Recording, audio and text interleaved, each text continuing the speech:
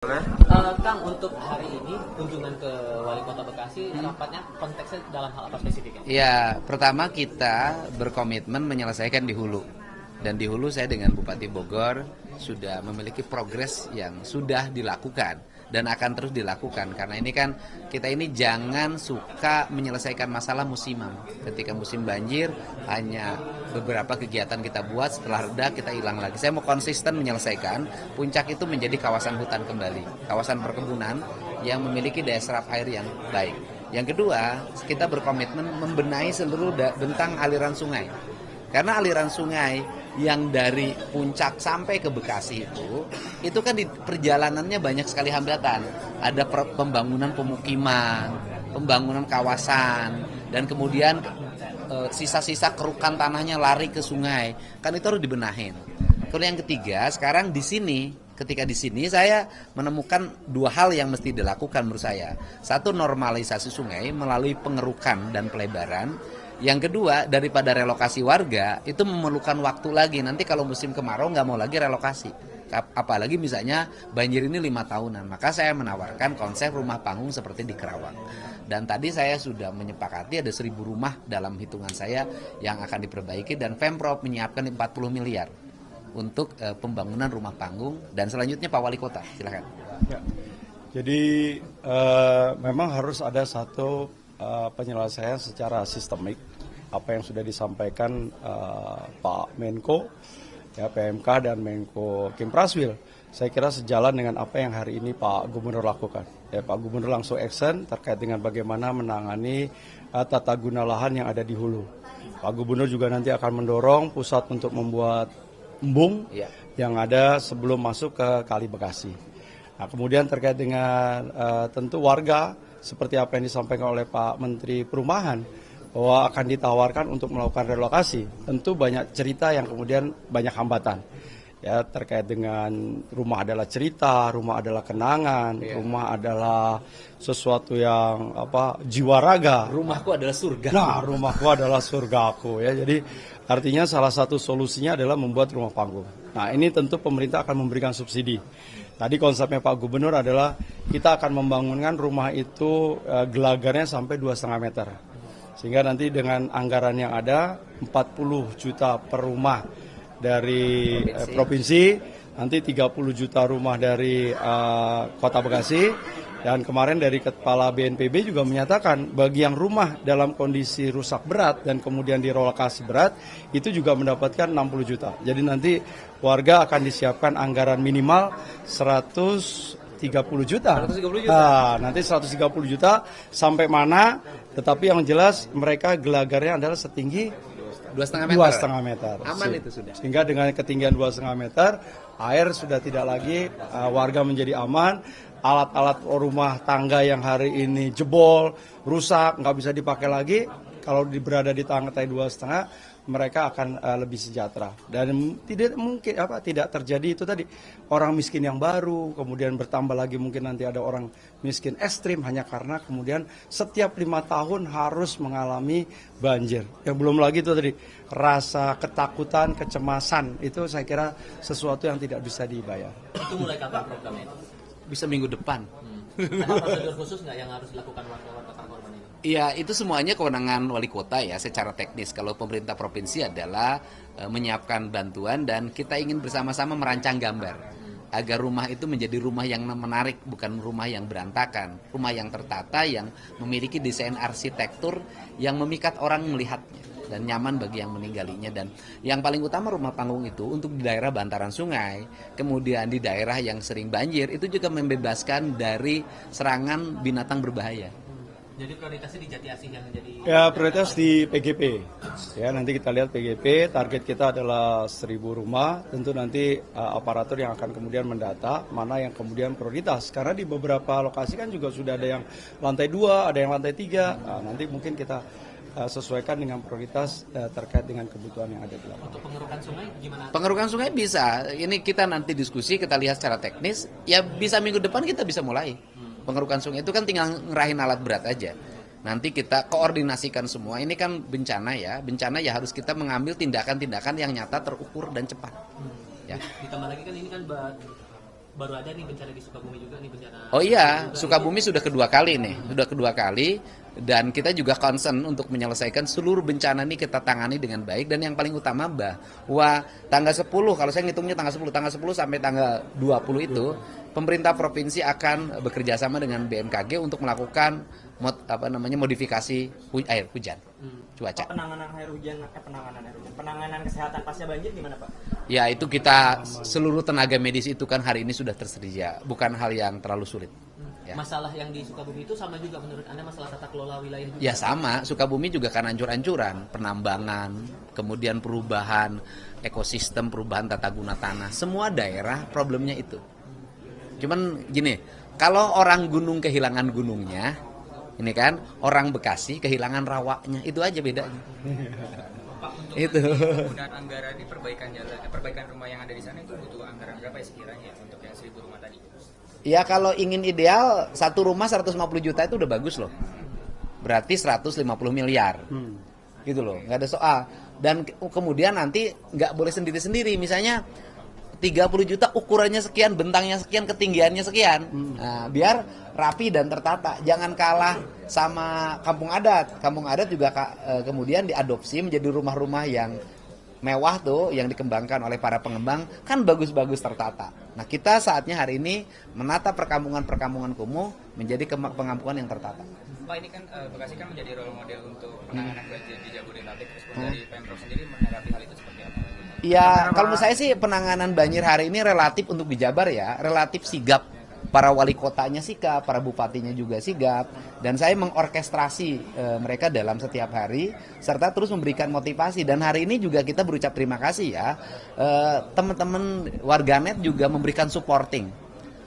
Banjir hari ini mereka semuanya menyadari bahwa ini kesalahan tata kelola, tidak saling menyalahkan satu sama lain, dan saatnya kita mengevaluasi. Awalnya distribusi bantuan gimana Pak nanti sistemnya? Apa nih yang distribusi apa nih? Distribusi bantuan logistik. Logistik. Kalau sekarang kan hari ini hampir sudah tidak ada kendala ya, karena semua logistik itu memang melalui satu pintunya ada di BPBD Kota Bekasi. Tapi setiap waktu kita motivasi untuk para camat, para lurah untuk kemudian menyiapkan diri karena ini masanya tanggap darurat. Yang penting warga masyarakat tidak ada yang kemudian hari ini kekurangan terkait dengan makanan. Pastikan betul, termasuk tadi kesehatan. Ya, kesehatan malah sekarang itu kita sudah mulai masuk ke ruang-ruang publik mereka. Ya, kalau PGP kemarin hanya di BPBD, sekarang sudah masuk ke tingkat RW 10. Kemudian jika kalau ada warga masyarakat yang memang sudah waktunya untuk hemodilisa, cuci darah, posko yang ada juga siap untuk mengantarkan. Jadi saya kira hari ini proses itu sudah sangat terdistribusi. Yang paling penting adalah juga keikutsertaan para RT dan RW untuk juga mengecek dan memastikan bahwa anggota warganya mereka betul-betul kita layani dengan baik. Kalau untuk soal ketersediaan sampai hari ini rasanya sampai 10 hari yang akan datang sampai masa tanggap darurat ini selesai, saya kira masih cukup. Pak Wali, terkait rumah yang rusak di Kota Bekasi akibat banjir, berapa sih Pak jumlah keseluruhannya Pak? Kemarin tadi baru terakhir itu Pak Lintang berapa? Rumah 1.400-an rumah ya, dan itu terdiri dari 3 kategori, ringan, sedang, dan juga berat. Berarti hanya 1.000 rumah yang di PGP yang dilakukan perbaikan apa seperti apa Pak? Ya, kalau 1.000 rumah itu kan karena kemudian kita ingin membentuk satu komunitas tadi. Ya, jadi tadinya mungkin nggak harus 1.000, tapi kita coba supaya PGP ini menjadi model di bagaimana membangun perumahan yang berada di sisi kali bantaran sungai. Pak Gu, terakhir Pak Gu, soal waduk, Pak Ya. Gu, ada rencana untuk pembuatan waduk nggak sih? Ya gini, yang pertama saya hari ini harus menyampaikan ucapan terima kasih ya pada seluruh warga yang hari ini tetap bersabar ketika menghadapi musibah, dan saya ucapkan terima kasih pada seluruh relawan yang membantu berbagai kegiatan musibah ini sehingga para orang yang mendapat musibah mengalami keringanan. Yang kedua juga saya ucapkan terima kasih pada jajaran TNI Polri yang memberikan supporting terus berbagai kegiatan sehingga seluruhnya bisa berjalan dengan baik. Terus kemudian pembangunan waduk itu kewenangan Kementerian PUPR. Gitu loh. Itu kewenangan Kementerian PUPR. Nah, kan sudah ada dalam perencanaannya. Dulu ada waduk yang akan dibangun dengan nilai 10 triliun.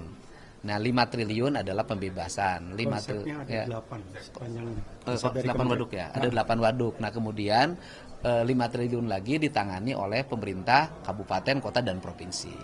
Nah, waktu itu pemerintah provinsinya tidak menyanggupi menyiapkan dana 5 triliun untuk melakukan pembebasan.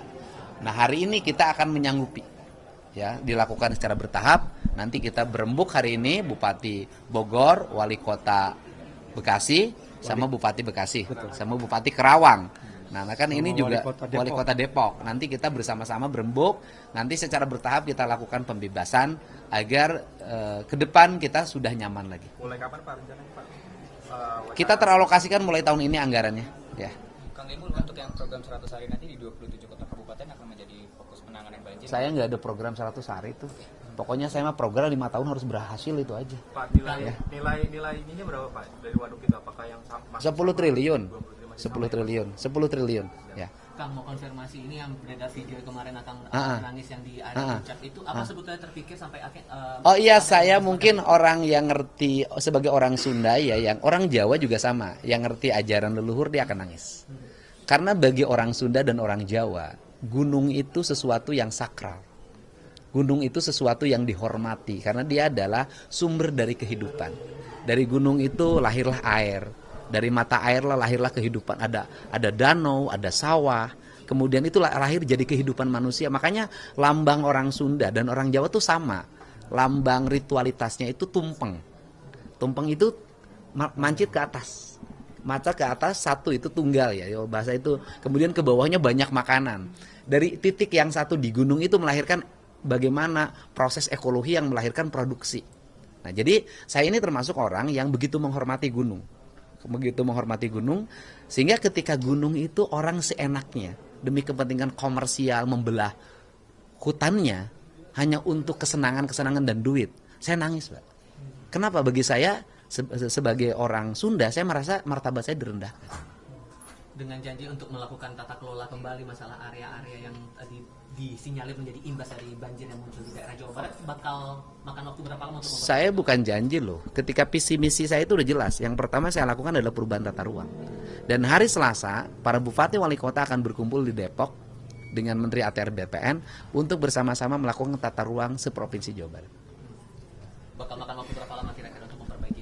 Tata ruang itu perlu waktu, analisisnya agak panjang karena itu aspek akademik normatif ya. Ya mungkin setahun itu tata ruang tuh baru bisa diketok. Apalagi tata ruangnya kan sudah disahkan, sekarang tuh masuknya evaluasi. Evaluasi tata ruang gitu loh.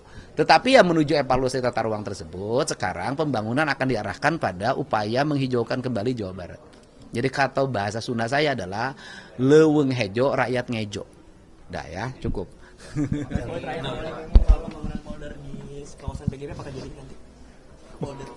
Kalau kan polder tidak ya. Kalau di sana itu yang tadinya memang kalau itu kemudian bisa direlokasi baru kemudian dijadikan folder. Nah hari ini kita konsepnya kan berbeda. Pak Gubernur menyatakan bahwa yuk kita bangun rumah-rumah yang ada di PGP tapi dengan ketinggian lebih dari 2,5 meter. Jadi rumahnya bentuknya panggung, bawah kosong aja itu 2,5 meter, baru kemudian di atasnya adalah bentuk bangunan yang akan dihuni oleh warga masyarakat. Jadi relokasi akan dibangun rumah. Nah, makanya jadinya keputusannya adalah tidak dilakukan relokasi, tapi justru rumah-rumah yang ada kemudian kita bangun pembangunan kembali. Kenapa memilihnya PGP? Karena dia yang paling parah di antara seluruh kondisi yang ada. Ya, karena memang posisinya dia posisi yang paling rendah di antara perumahan-perumahan yang hari ini terkena dampak daripada banjir yang ada. Ya, tentunya ini akan terus bertahap.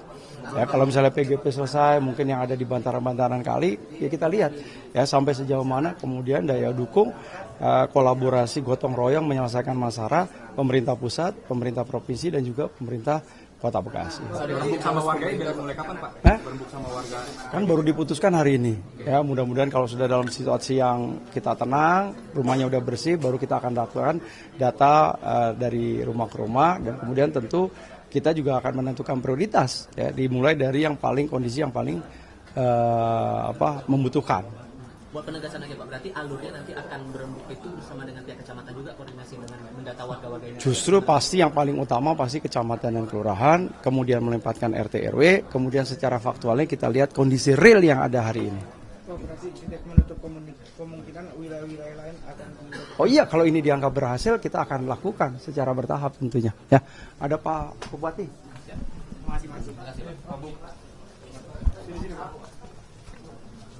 masing-masing. Oh aduh Pak Bupati udah pakai ngikutin nih. Celananya bagus banget. Belinya yang gini di mana? Muda.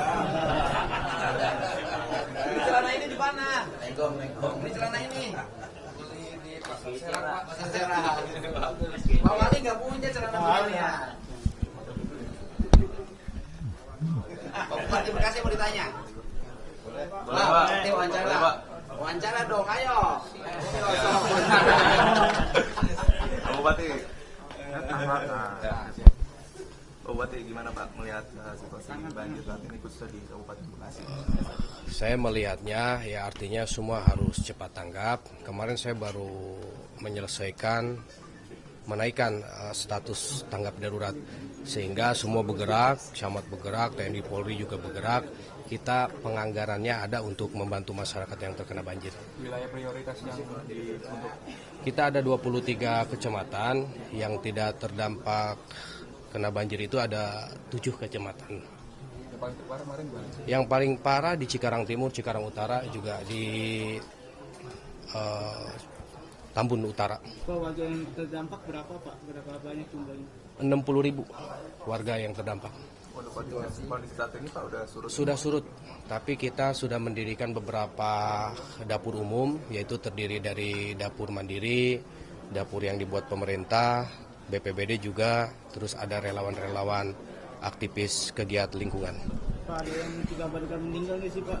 Meninggal nggak ada, cuman kemarin sih infonya ada yang kesetrum, jadi bukan kena banjir. Pak, ada upaya mungkin salah satunya relokasi ke perumahan di pinggiran sungai atau bagaimana Pak untuk ke depan? Ya karena memang banjir ini di Kabupaten Bekasi saya lihat karena tata ruangnya. Jadi yang harusnya tadi lahan pertanian, lahan perhutanan itu dibangun saja.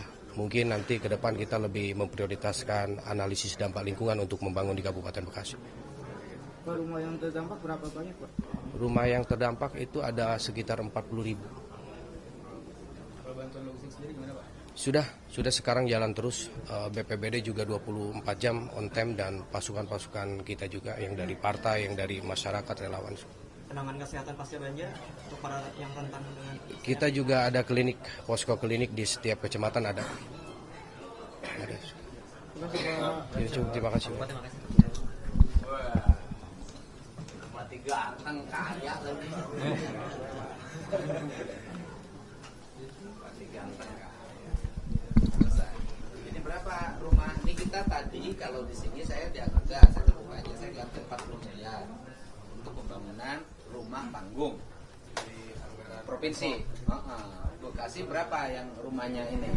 Yang kita daripada relokasi nanti banjir lagi, udah aja kita bikin rumah panggung aja biar kalau banjir pun mereka tenang. Siap. Iya kan? Yang dipilih-pilih Cuman kan masalahnya orang yang gedong itu rumahnya yang udah kena banjir diganti panggung. Mau? bukan yang warga-warga yang mau melakukan perubahan. Kalau yang nggak mau jangan dipaksa. Oh iya siap. Yang orang-orang. Tapi ada program juga Pak. Iya, program Bekasi orang-orang Bekasi asli. Adresnya rumahnya jelek-jelek, Pak. Iya. Gitu. Masih panggung.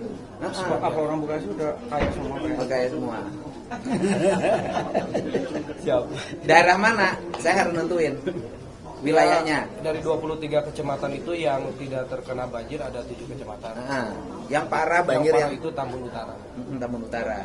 Yang masyarakatnya mau kayak di Kerawang. Oke, Pak, udah rumahnya bikin panggung Mungkin aja. yang masyarakatnya masih ada budidaya ke kampung-kampungan itu ada Cikarang Timur, Cikarang Pusat itu pun sebagian. Cuman banyaknya sudah pulang sih. Karena kan di kabupaten Ini Bekasi juga di kota.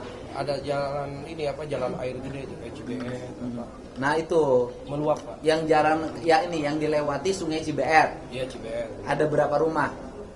Se-Kabupaten Bekasi datanya kemarin 40.000 lebih rumah yang terkena. Yang miskin-miskinnya ada 1.000 lah ya. Perkiraan. Ya, aku mau bantu. Ya. Udah saya 40 miliar juga. Ya. Terima kasih. Oke ya. Udah, saya berarti 120 miliar tuh 3 kabupaten kota. Tambahin Mas ya. Ya. Sama ini Pak Gub, kemarin saya udah bicara dengan beliau, tapi memang mekanismenya belum jelas nih. Kan kita ada, dibutuhkan pemisahan itu untuk... Ngomongnya udah dalam Pak, ini ada rekam Pak. Oh iya. Di ruang Pak. Ruangan saya apa di ruangan Pak Wakil? Di sini aja lah.